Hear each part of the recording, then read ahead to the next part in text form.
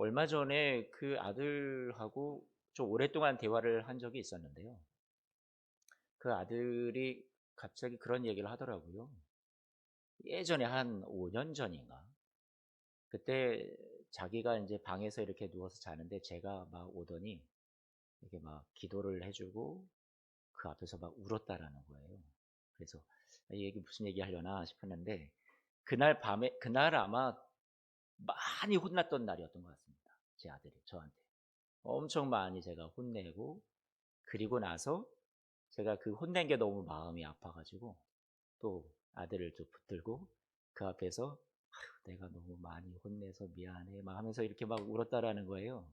근데 이 녀석이 제가 많이 이렇게 혼내면 바뀔 줄 알고, 저는 많이 혼내고 야단치고 잔소리하고 막 그래야 아이가 바뀌지 않나 이렇게 생각을 했었었는데, 그 이후로는 제가 혼내본 적이 없는 것 같아요. 거의 한 번도 혼내거나 야단을 많이 친 적이 없는데, 그 이후에 어쨌든 저는 그냥 사랑하는 마음으로 지켜보면 되지 않을까 이런 생각을 했었거든요. 근데 아이가 생각을 하는데 저한테 이제 그 얘기를 하면서 어, 아빠의 사랑에, 이 녀석 잠자고 있었는 줄 알았는데 잠을 자는 게 아니라 내가 자신을 위해서 어쨌든 기도해주고 울고 미안하다 사과한 거를 다 듣고 있었던 것이 내심 아빠가 나를 사랑하는구나 이렇게 느끼지 않았나, 제가 속으로 그렇게 생각을 했습니다. 내 사랑에 감동을 받았구나. 근데 뜬금없이 또 다시 얘기하더라고요. 남자가 왜 그렇게 우는지. 아니 엄마면 이해가 되는데, 아니 아빠가 뭐 그렇게 뭐 자식 앞에서 울어 이런 얘기를 뜬금없이 하는데요. 산통을 닦겠습니다. 저는 아들이 내 사랑에 감동을 했구나 이런 생각을 했었는데, 어쨌든 제가 우스운 얘기를 하는 건데 여기에서 중요한 포인트는 제가 얘기하고자 하는 건 이거였습니다. 지금은 말을 너무 잘 들어서 그런지 제가 혼낼 게 없더라고요. 결국은 우리가 변화가 된다라는 것이 어떤 뭐 야단이냐 아니면 매냐 아니면 강압적인 거냐 이런 걸로 변화가 된다라기보다 중요한 건 저는 사랑이라고 생각이 돼요. 제가 이 교회 처음 부임했을 때 뭐 특별기도회 무슨 집회 이런 것들이 있으면 항상 특송이 있더라고요. 그리고 모든 뭐 새벽에 무슨 뭐 예배 때마다 다 성가대가 매번 섰었어요. 뭐 담당이 있었나 봐요. 그래서 무슨 성가대 무슨 성가대. 근데 제가 이렇게 와서 보면 그래도 성가대는 나름 좀 준비를 많이 하셨던 것 같은데, 여기 특송을 이렇게 나오신 분들이, 제가 우리 교인들 험담하는 거 아니니까 그냥 들어줘 보세요. 나와서 이제 그제서야 이제 몇 장이냐고 옆에서 성도들한테 막 서로 묻는 거, 몇 장? 여기 막 해서 이게 딱 그 자리에서 펼치고 이렇게 하는 거를 봤단 말이에요. 저는 그걸 보면서 다 억지로 끌려 나오신 거 아닌가 이런 생각을 했었었고요. 어떤 마음이 들었냐면 하도 예배를 안 나오시고 집회 자리를 사모하지 않으니까 억지로 의무감으로라도 나오라고 맡겨주신 거구나 이런 생각이 들었었습니다. 맞죠. 그것을 통해서 우리의 신앙이 성장하고 훈련이 될 수 있다면 좋은 방법이라고 생각이 됩니다. 하지만 제가 생각하는 건 사랑이 동기가 되지 않으면 어느 순간부터는 짐이 되고요, 부담이 되고요, 기쁨이 사라지지 않나 그렇게 생각이 돼요. 그래서 저는 그 다음부터 성가대에 이렇게 새벽에 서는 거 막 다 거의 다 없앤 것 같아요. 다 특성하지 마십시오. 자율적으로 나올 수 있는 분들 나왔으면 좋겠고 그렇게 했던 것 같은데, 그래서 인원이 늘었을까요? 줄었을까요? 글쎄 여러분의 판단에 맡기겠습니다. 늘기도 하고 또 못 나오기도 하고 그런 모습들이 자연스럽다고 생각이 되는데요. 제가 여러분들한테 바라는 것은 강요가 아니라 사랑이 동기가 되었으면 좋겠어요. 우리 신앙의 에너지가 사랑이 우리에게 에너지가 되었으면 좋겠다라는 거죠. 교회에 나오는 거 여러분 이유가 뭡니까? 무서워서? 주의를 성수하지 않으면 하나님이 벌 주실 것 같아요? 그래서 우리가 예배의 자리에 나오나요? 아니면 여러분들이 뭐 헌금하는 것도 뭐 11조 안 하면 하나님이 도적놈이라고 하고 떼먹었다고 해서 여러분 뭐 아프게 하고 질병에 걸리게 하고 다 병원비로 나가게 한다라는 그런 이상한 어떤 옛날의 그런 잘못된 가르침들처럼, 여러분 그런 것들이 두려워서 우리가 하나님 앞에 뭐 섬기고 헌신하고 그러나요? 그것은 옳지 않은 모습이라고 생각이 돼요.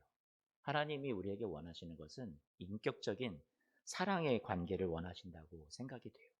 여러분 왜 교회 나오세요? 지옥 가고 싶지 않아서 이런 이유를 가지신 분들도 물론 계세요.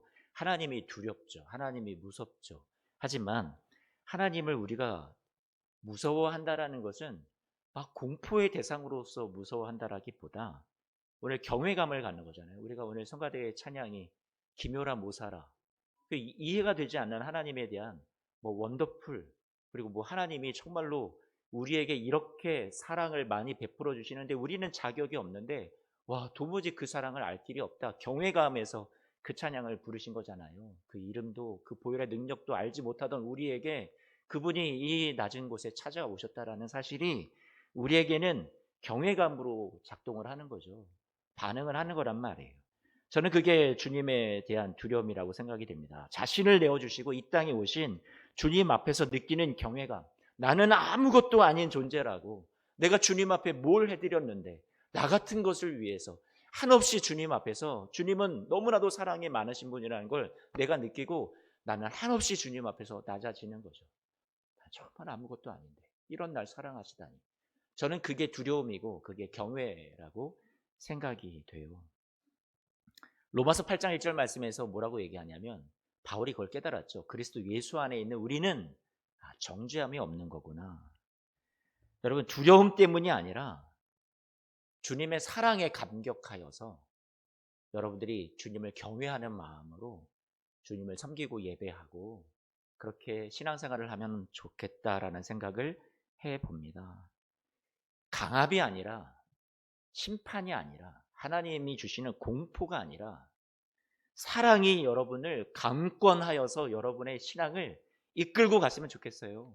고난 많은 이 세상의 삶 속에서도 여러분을 사랑하시는 그 사랑이 여러분에게 그것이 너무나도 큰 감격이 되고 감동이 되고 나를 이 세상을 살게 하는 살맛나게 하는 그런 에너지가 되어서 생명력이 되어서 원천이 되어서 여러분들이 살아갔으면 좋겠다는 생각을 해봅니다. 그래서 바울이 뭐라고 오늘 고백하냐면 5장 14절 말씀에 이렇게 고백했죠. 그리스도의 사랑이 우리를 어떻게 한다라고요? 강권하신다라고 얘기를 하고 있어요. 그 사랑은 그리스도가 우리를 사랑해 주시는 그 사랑, 우리를 강권적으로 붙잡아 주시고 이끌어 가시는 그 사랑이 여러분 어떤 사랑인가요? 뒤에 바울이 이어서 얘기하죠. 그 사랑은 우리를 강권하시는 사랑은 어떤 사랑이래요? 우리 모든 사람을 대신하여서 그 한 사람 예수님께서 대신 죽으신 것이라고 얘기해 주고 있어요. 대신 죽으신 사랑. 그게 우리를 강권하시는 사랑이라고 바울이 14절 말씀에 소개하고 있죠. 오늘 성가대에서 찬양했던 것처럼 우리가 그 이름 모를 때, 그 부활도 모를 때 그때조차도 우리 로마서 5장 6절 말씀부터 나오고 있는데요. 6절 말씀 같이 한 번만 읽어볼까요? 우리가 아직 어떨 때요? 연약할 때, 경건할 때요. 우리가 경건해서 우리를 사랑하셨다고요? 아니요, 경건하지 않았대요. 8절 말씀에 보니까 우리가 어떨 때요? 아직 죄인 되었을 때라고 얘기하고 있어요. 그리스도께서 우리를 위하여 죽으심으로 하나님께서 자기의 사랑을 어떻게 하셨대요? 확증해 주셨대요. 도장을 쾅 찍어 주신 거죠. 나 진짜 너희를 사랑해. 의심이 돼요. 잘 모르겠어요 하는 우리들에게 주님이 확증해 주신 거죠. 내가 이만큼 내 생명만큼 널 소중하게 생각하는 거야. 아끼지 않아. 그만큼 너가 중요해. 확증해 주신 거죠. 예수님을 이 땅에 보내주심으로. 10절 말씀해 볼까요? 10절 말씀해 보니까 우리가 아직 어떨 때요? 원수 되었을 때라고 얘기합니다. 살아가는 성도 여러분, 여기 강권하신다라는 말을 한 번만 제가 원어를 찾아보니까 그 원어 성경을 보면 단어가 나오잖아요. 그래서 제가 사전을 찾아보니 슈네코라는 단어를 쓰더라고요. 강권하신다, 슈네코 동사인데 이 말의 그 사전적인 의미를 쭉 보니까 정의가 이렇게 돼 있어요. 붙잡는다, 애워싸고 이렇게 둘러싼다. 또 다른 표현은 사로잡는다 이런 의미가 있더라고요. 그러니까 그리스도의 사랑이 저와 여러분들을 어떻게 한다고요? 확 그냥 사로잡는 거예요. 여러분을 애워싸버리는 거예요. 우리를 그냥 붙잡아 주시는 거죠. 오늘 최정원 집사님 마지막 기도에 제가 마음이 이렇게 확 이렇게 감동이 있었는데요. 우리 잡으신 손을 놓지 않으시는 주님이라고요. 표준 세번역 성경에는 뭐라고 얘기하냐면 이렇게 얘기합니다. 그리스도의 사랑이 우리를 휘어잡습니다. 그렇게 번역을 하고 있어요. 아니, 제가 늘 강조하잖아요. 신앙은 우리가 주님을 막 잡아야만 될 것 같은데, 그거를 내가 못 잡아서 늘 내가 자격이 없고 부족하고 벌 받을 것 같고, 내가 복과는 거리가 먼 삶을 은혜 받을 수 없는, 사랑받을 수 없는 그런 나인 것 같은데, 우리 그렇게 생각을 해서 더 주님을 어떻게 해서든지 내 노력과 의지로 잡아보려 하지만 그게 생각만큼 되나요? 안 되잖아요. 근데 주님이 우리에게 오늘도 다시 한번 어김없이 복음을 들려주시는 건 뭐냐면, 너가 나를 붙잡는 게 믿음이 아니야. 뭐라고 말씀해 주세요? 14절 말씀에 그리스도의 사랑이 여러분을 어떻게 하신다고요? 확 휘어잡는 거예요. 여러분은 막 벗어나고 싶고 도망가고 싶고 포기하고 싶고 잡은 손 놓치고 싶은데 주님이 절대로 안 놓아주시죠. 그리스도의 사랑이 여러분을 에워싸시는 거예요. 여러분을 붙잡아 주신다고 말씀하고 있는 거죠. 왜요? 그렇게 해서 어떻게 살라고요? 15절 말씀 보니까 5장 15절 말씀에 이렇게 말합니다. 그가 모든 사람을 대신하여 죽으심은 살아있는 자들로 하여금 다시는 그들 자신을 위하여 살지 않고 오직 그들을 대신하여 죽었다가 다시 살아나신 이를 위하여 살게 하려 함이라 라고 말씀하고 있습니다. 이 구절이 걸림돌이 되지 않았으면 좋겠어요. 결국 하나님은 우리한테 뭐 바치라 하는 거네. 날 위해서 살아라. 여러분 한번 생각을 해보세요. 하나님이 뭐가 아쉬울 게 있겠어요. 우리가 나 한 사람이 주님을 위해서 살지 않는다고, 그리스도를 위해서 내가 헌신하고 봉사하지 않는다고 해서 주님에게 손해가 될까요? 결국 이 말은 우리가 저와 여러분들이 주님을 위해서 그리스도를 위해서 산다라는 것은 여러분에게 손해가 되는 삶을 살지 말라고 주님이 우리에게 말씀해 주시는 거죠. 내가 주님을 위해서 살지 않아도 주님은 변함이 없죠. 우리가 그 길을 가지 않으면 결국 우리가 행복하지 않은 길을 가기 때문에 주님은 우리의 행복을 위해서 우리 이렇게 살자라고 방향을 제시해 주는 거죠. 5장 15절 말씀 보니까 다시 사신 자를 위하여서 살게 하려 함이라. 내가 무언가 그래도 그리스도를 위해서 새로운 인생을 살고 싶은데, 새로운 삶을, 살맛나는 삶을, 평화로운 삶을, 주님이 주신 기쁨이 있는 삶을 살고 싶은데, 근데 그 원동력이 있어야 되잖아요. 근데 바울이 얘기하는 그 원동력은 뭐예요? 그리스도의 사랑이 우리를 강권하시고, 그 사랑은 우리를 대신하여서 그리스도께서 자신을 다 내어주시고 대신 죽으신 그 사랑이 에너지가 된 거죠. 원동력이 된 거죠. 그래서 그 사랑을 받다 보니까 그 사랑이 나를 붙잡고 휘어잡고 에워싸고 끝까지 끌고 가다 보니까 내가 이제 주님을 위해서 살 수 있게 되는 거죠. 16절 말씀을 보세요. 그래서 뭐라고 얘기하냐면, 우리가 그러므로 이제부터는 육신을 따라 알지 않는다. 이제부터는 그같이 알지 아니하노라 얘기하는데요. 쉽게 표현해서 예수님의 그 죽으심, 그 사랑을 내가 받았기 때문에 이제는 새롭게 태어나서 새로운 시각을 갖게 되었다라는 거죠. 더 이상 이전의 삶으로 돌아가지 않는다라는 거예요. 자신을 포함해서 나 같은 사람이 이 어마어마한 사랑을 받은 사람이구나. 그러니 어떤 사람도 육신을 따라 알지 않는 거예요. 외적인 조건, 축복 받은 거, 형통한 거, 성공한 거, 이런 것으로 나의 가치가 증명되는 것이 아니라 그리스도께서 나를 사랑하셔서 자신을 다 내어주시는 그 사랑이 나의 가치를 증명해 주는 거구나. 육신대로 판단하지 않는 거예요. 자신을 포함한 다른 모든 사람들도요. 내가 나 같은 사람도 자신을 내어주신 사랑으로 살리신 하나님이시라면 그 어떤 사람도 이 사랑을 받을 자격이 없고 사랑받을 만한 존귀한 자들이라는 것을 주님이 말씀해 주시는 것을 비로소 알게 되는 거죠. 그래서 17절 말씀에 바울이 이렇게 말합니다. 그런즉 누구든지 그리스도 안에 있으면 뭐라고요? 새로운 피조물이라고요. 이전 것은 지나갔으니 뭐라고요? 새 것이 되었다. 여러분 기쁜 거예요, 바울이. 내가 더 이상 과거의 패배에, 내가 과거의 실수에, 지나온 삶의 아픔과 고난의 슬픔에 묻혀서 그렇게 살지 않아도 되는구나. 나의 낮아진 자존감에 나는 아무것도 아닌 그런 사랑받지 못하는 자라는 그런 생각 속에 더 이상 좌절하고 낭망하지 않고 살아도 되는 거구나.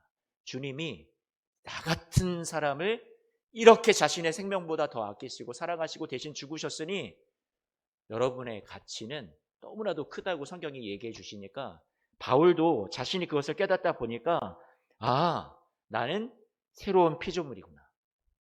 이전 것은 지나갔다. 나는 이제 새 것이 되었다라고 자신 있게 얘기하는 거죠. 새로운 피조물이라고 얘기했어요. 17절 말씀 그대로 좀 띄워줘 보세요. 여러분, 새로운 피조물이라는 건 내가 이뤄내는 게 아니에요. 내가 창조해내야 된다 말씀하는 것도 아니에요. 너가 새로워져라 말씀하신 것도 아니란 말이에요. 그래서 복음이죠. 항상 제가 이런 성경 구절에서 여러분에게 강조하는 것은 피조물이 갖고 있는 이 단어의 의미도 주님이 여러분을 창조하신 거죠. 새롭게 만들어주신 분도 주님이라는 거예요. 우리는 피조된 거예요. 새롭게 지으심을 받은 거예요. 내가 나를 만들어낸 게 아니에요. 내 자격을, 구원을 내가 만들어낸 게 아니라니까요. 여러분이 새로워져야 된다고 주님이 막 강압하시는 것도 아니라고요. 여러분, 그리스도 예수 안에서 강조하고 있죠. 내가 스스로요? 아니요. 여러분 누구 안에서요? 그리스도 안에서 여러분이 어떻게 되었다고요? 새롭게 피조되었다라고 주님이 여러분을 그렇게 축복스럽게 여겨주고 계시다는 말이에요. 내가 이뤄낸 게 아니구나. 하나님이 나를 새롭게 만들어 주신 거구나. 예전에는 내가 해야만 한다고 생각을 했는데 내가 하지 못하면 하나님 앞에 은혜 받을, 사랑받을, 구원받을 자격이 없다고 생각을 했는데 그게 아니구나. 주님이 하시는 거구나. 그리스도 안에, 여러분 누구 안에 있어요? 그리스도 안에 계시죠.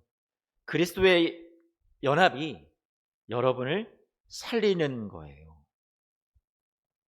그래서 5장 18절에서 20절 말씀을 보니까요, 18절 말씀부터 20절 말씀 여러분 눈으로 한 번만 쭉 따라와 보세요. 쭉 이렇게 쭉쭉쭉 읽어 한번 보세요. 빠르게 보면 화목하게 하다라는 단어를 몇 번 쓰고 있냐면 5번이나 나오네요. 5번. 강조되는 게 뭔지 아시겠죠? 화목하게 해라, 화목하다, 화목하게 해주셨다.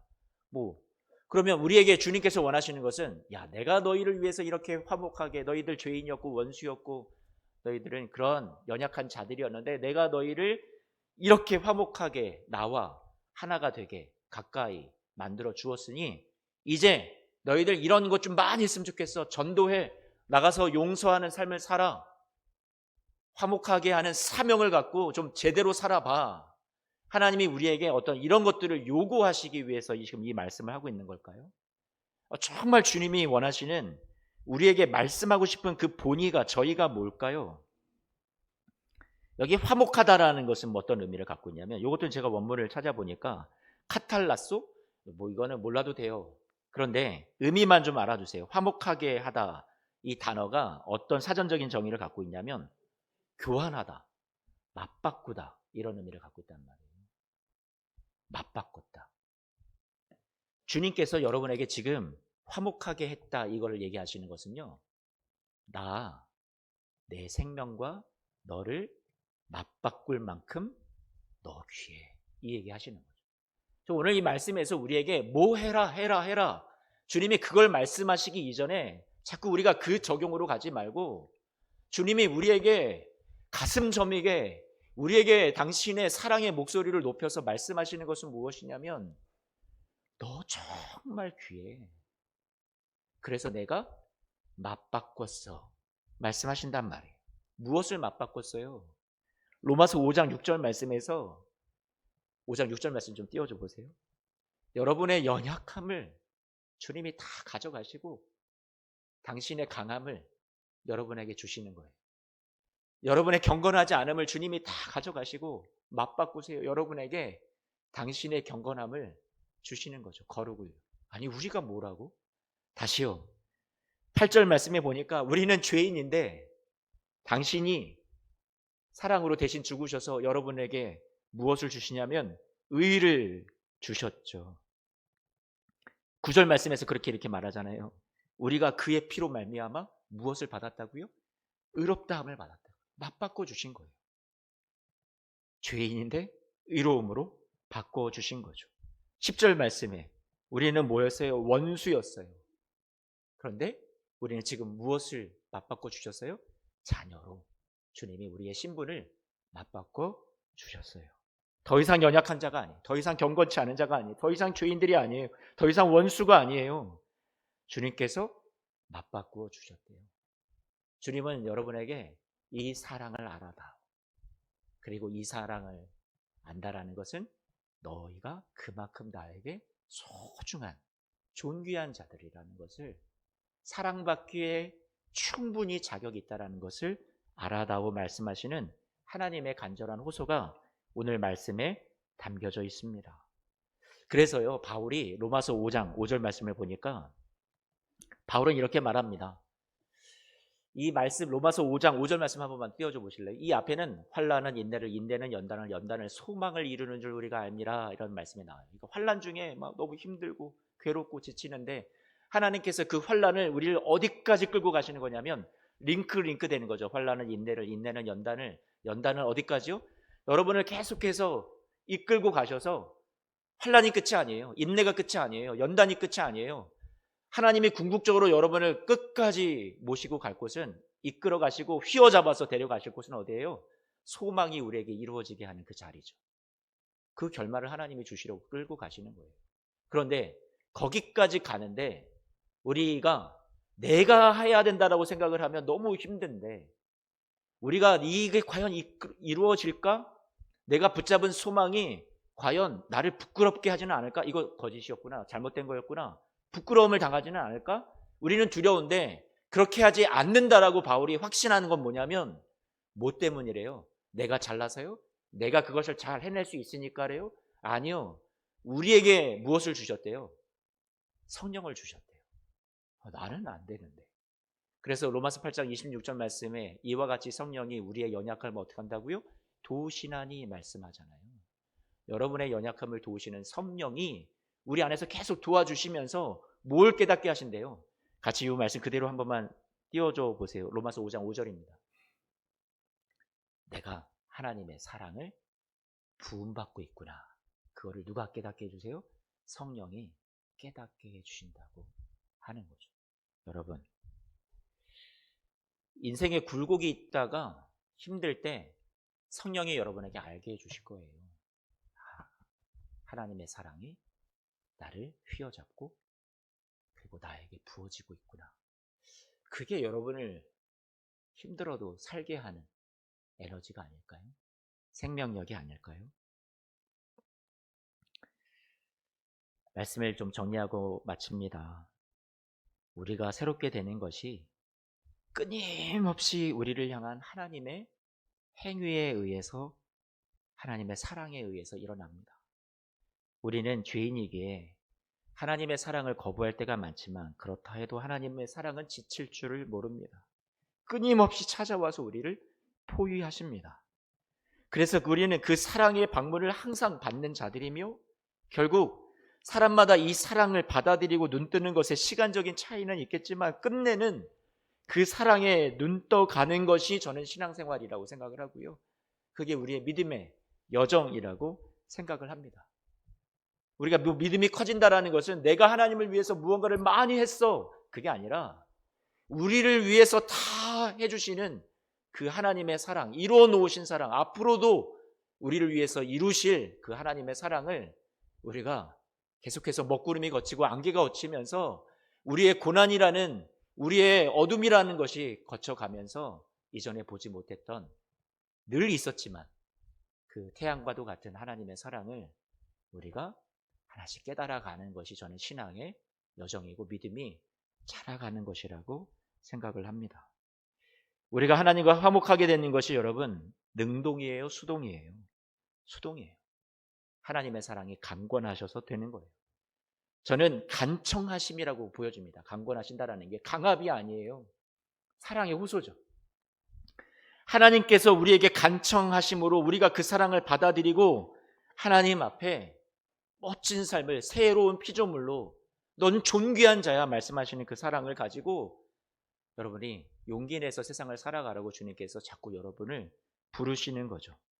우리를 심판하실 권세를 가지신, 우리를 두렵게 하기에 충분한 하나님이시지만 공포로 다스리시는 하나님이 아니라 여러분의 사랑으로 이끌어가 주시는 우리 하나님께 오늘 우리가 같이 찬송도 부르고요, 우리 끝으로 예배했으면 좋겠어요. 찬양했으면 좋겠어요.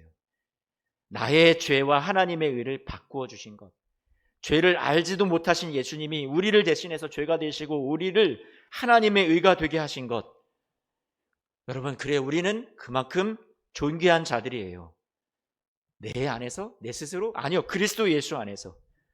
그리스도 예수 안에서 너는 충분히 자격이 있으니 그렇게 멋지게 살아보라고, 사랑받고 사랑을 깨달아 사랑을 이제 나눠주는 그러한 자로서 살아보라고 주님이 우리를 대신하여 죽으시고 다시 살아나셨어요.